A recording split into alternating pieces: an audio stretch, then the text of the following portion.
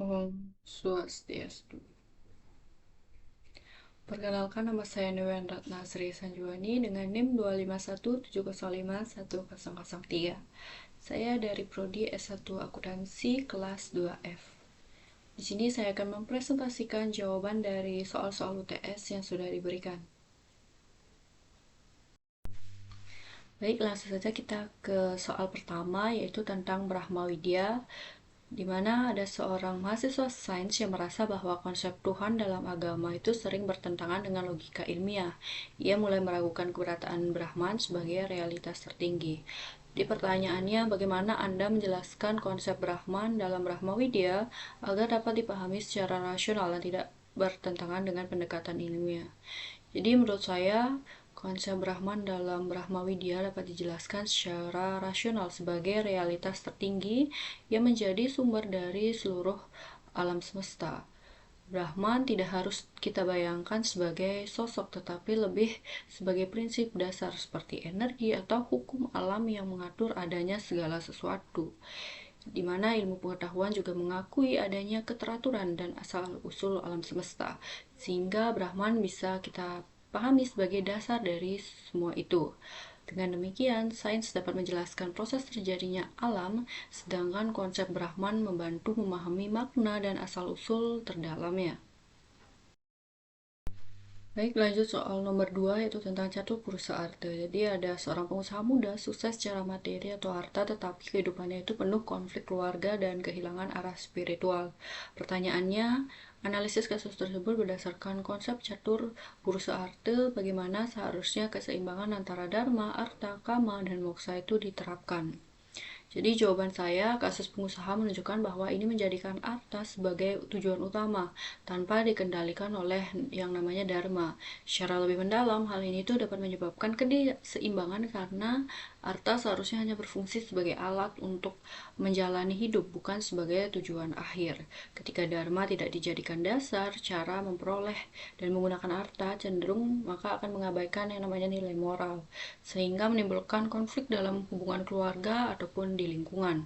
Akibatnya, kama yang seharusnya berupa kebahagiaan malah berubah menjadi ketegangan dan ketidakpuasan batin. Dalam kondisi seperti ini, maka moksa menjadi sulit dicapai karena pikiran tidak tenang dan penuh dengan beban. Analisis ini menunjukkan bahwa keempat tujuan hidup itu saling berkaitan dan harus berjalan seimbang, dengan dharma sebagai pengendali utama agar arta dan kama tidak menyimpang dari tujuan hidup yang lebih tinggi. Lanjut soal nomor 3 tentang pancayatnya. Di sebuah desa Bali, generasi muda mulai enggan terlibat dalam upacara yatnya karena dianggap itu membuang waktu dan biaya. Pertanyaannya, jelaskan makna pancayatnya dan bagaimana Anda meyakinkan generasi muda tentang relevansi yatnya dalam kehidupan modern. Jawaban saya, adanya penolakan generasi muda terhadap yatnya sebenarnya itu menunjukkan adanya perubahan tentang cara pandang yang lebih menekankan efisiensi dan manfaat langsung. Namun jika dianalisis lebih dalam, hal ini terjadi karena mereka hanya melihat bentuk luar berupa upacara, bukan makna di dalamnya. Panchayatnya pada dasarnya adalah ajaran tentang keseimbangan hubungan manusia dengan berbagai aspek kehidupan.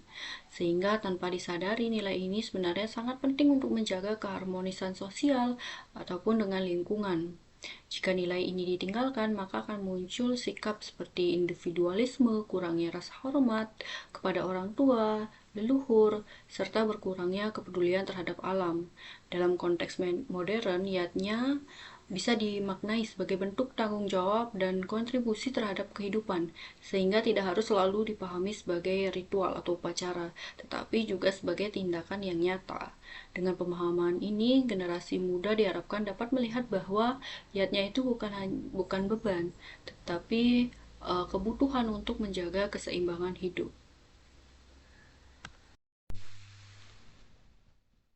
Lalu soal nomor 4 tentang Awatara dan orang suci. Jadi, seorang siswa menganggap kisah Awatara seperti Rama dan Krishna hanyalah mitos tanpa makna nyata dalam kehidupan sekarang.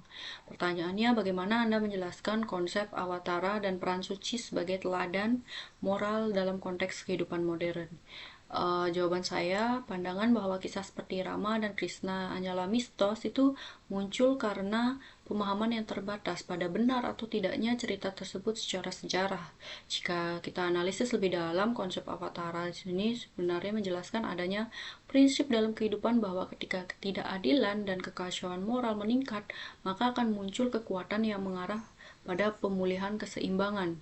Jadi prinsip ini sebenarnya bisa diamati dalam kehidupan nyata, misalnya ketika muncul individu atau gerakan yang melawan ketidakadilan dan membawa perubahan. Jadi Awatara bukan hanya soal cerita, tetapi tentang pola bagaimana kebenaran tetap bertahan dalam kehidupan. Sementara itu, orang suci menjadi bukti nyata bahwa nilai tersebut bisa dijalankan oleh manusia biasa melalui adanya pengendalian diri, lalu kebijaksanaan dan tindakan yang benar. Dengan pemahaman ini, ajaran tentang Awatara menjadi lebih masuk akal karena tidak bergantung pada kepercayaan cerita, tetapi pada makna dan fungsi nilai yang bisa diterapkan dalam kehidupan kita sehari-hari. Selanjutnya soal nomor 5, itu yoga. Seorang pekerja kantoran mengalami stres berat dan mencoba yoga hanya sebagai olahraga fisik tanpa memahami aspek spiritualnya. Pertanyaannya, analisis praktek yoga tersebut berdasarkan ajaran Hindu, bagaimana integrasi antara aspek fisik, mental, dan spiritual dalam yoga yang benar.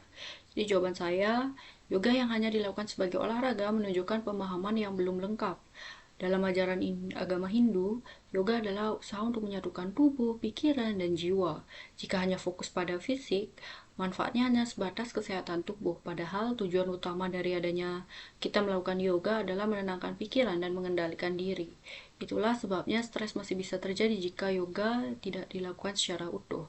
Praktik yang benar itu mencakup gerakan, pernapasan, konsentrasi, dan meditasi agar hasil yang kita dapatkan itu lebih maksimal. Selanjutnya soal nomor 6 tentang Gayatri Sadhana. Seorang remaja rutin melantunkan mantra Gayatri tetapi tidak memahami makna dan hanya melakukannya sebagai rutinitas. Pertanyaannya, jelaskan makna Gayatri mantra dan bagaimana praktik Gayatri Sadhana yang benar dapat meningkatkan kesadaran spiritual. Jawaban saya, melantunkan mantra tanpa memahami maknanya menunjukkan bahwa praktik itu dilakukan hanya sebagai kebiasaan, bukan sebagai proses yang disadari. Secara lebih dalam, hal ini itu membuat mantra hanya bekerja di tingkat suara tetapi tidak menyentuh pikiran dan sikap seseorang. Jadi mantra Gayatri sebenarnya berisi permohonan agar pikiran kita itu diberi terang, diarahkan kepada kebenaran dan dijauhkan dari yang namanya kebingungan. Jika maknanya dipahami, maka saat dilantunkan, seseorang itu seharusnya akan lebih fokus merasakan maknanya dan perlahan cara berpikirnya bisa berubah menjadi lebih tenang, jernih, dan lebih bijak. Disinilah letak perbedaan, bukan sekedar mengucapkan, tetapi juga memahami dan merasakan isi doa tersebut. Jadi praktik Gayatri Sadhana yang benar bukan hanya sebagai rutinitas, tetapi proses melatih pikiran dan kesadaran agar berkembang ke arah yang lebih baik. Soal nomor 7 tentang Pancasrada, seseorang mengalami krisis kepercayaan setelah mengalami musibah dan mulai melakukan hukum karma dan reinkarnasi. Pertanyaannya, analisis kasus tersebut dengan konsep Pancasrada, bagaimana Anda menjelaskan kembali keyakinan terhadap Karmapala dan Punarbawa? Jawaban saya, krisis kepercayaan setelah mengalami musibah biasanya terjadi karena seorang menganggap bahwa hukum karma berjalan atau bekerja secara langsung dan selalu sesuai dengan harapan manusia. Padahal dalam ajaran Pancasrada, Karmapala tidak sesederhana itu karena hasil dari perbuatan dipengaruhi oleh banyak hal seperti waktu, kondisi, dan juga akumulasi perbuatan di masa lalu sehingga tidak selalu terlihat secara instan. Ketika seseorang mengalami hal buruk, bukan berarti hukum karma itu tidak ada, tetapi bisa jadi itu adalah hasil dari proses yang panjang yang tidak sepenuhnya disadari. Punarbawa itu membantu menjelaskan bahwa kehidupan itu tidak hanya terjadi sekali, melainkan berlanjut, sehingga keadilan itu tidak bisa diukur hanya dari satu kejadian dalam satu kehidupan. Dengan memahami ini secara lebih mendalam, maka musibah tidak lagi kita lihat sebagai ketidakadilan, tetapi sebagai bagian dari proses pembelajaran dan keseimbangan hidup yang membentuk kedewasaan cara berpikir dan sikap seseorang. Selanjutnya soal nomor 8, dua orang memiliki cara berbeda dalam mendekatkan diri kepada Tuhan. Yang satu itu melalui pelayanan sosial, sedangkan yang lagi satu itu melalui meditasi. Pertanyaannya, jelaskan konsep catur marga dan analisis apakah kedua cara tersebut sama-sama benar menurut ajaran agama Hindu. Jadi jawaban saya, perbedaan cara mendekatkan diri kepada Tuhan sebenarnya menunjukkan bahwa setiap orang itu memiliki sifat, kemampuan, dan cara memahami kehidupan yang berbeda. Dalam catur marga, pelayanan sosial termasuk kan karma marga, yaitu menekankan tindakan nyata dan pengabdian tanpa pamrih. Sedangkan meditasi ini termasuk raja marga, yaitu menekankan pengendalian pikiran dan pencarian ketenangan batin. Secara lebih mendalam, kedua jalan ini tidak bisa dipisahkan sepenuhnya karena tindakan tanpa kesadaran bisa menjadi rutinitas kosong dan meditasi tanpa kepedulian sosial bisa menjadi egois. Artinya, kedua cara tersebut itu saling melengkapi, mana ajaran agama Hindu itu memberi kebebasan seseorang untuk memilih jalannya, tetapi tetap menekankan bahwa tujuan utamanya adalah penyucian diri dan mendekatkan diri kepada Tuhan. Jadi yang terpenting itu bukan jalannya, tetapi kesadaran, ketulusan, dan keseimbangan antara tindakan dan pengendalian diri dalam kehidupan sehari-hari. Soal nomor 9 tentang kitab suci Hindu, seseorang siswa hanya mengandalkan media sosial untuk memahami ajaran Hindu tanpa pernah membaca kitab suci seperti Weda ataupun Bhagavad Gita. Pertanyaannya, jelaskan pentingnya kitab suci dalam agama Hindu dan bagaimana cara menginterpretasikan ajaran kitab suci di era digital. Jawaban saya, ketergantungan pada media sosial itu menunjukkan kecenderungan belajar yang cepat, tetapi kurang mendalam. Karena informasi yang diterima sering berupa potongan tanpa penjelasan-penjelasan yang utuh. Secara lebih dalam, hal ini itu bisa menyebabkan adanya salah paham karena ajaran agama tidak bisa dipahami hanya dari kutipan singkat. Kitab suci itu seperti Weda dan Bhagavad Gita itu kan berfungsi sebagai sumber utama yang menyimpan ajaran secara lengkap, sistematis, dan memiliki konteks yang jelas. Jadi tanpa memahami sumber ini, seseorang hanya akan mengetahui permukaan ajaran tanpa memahami makna di dalamnya.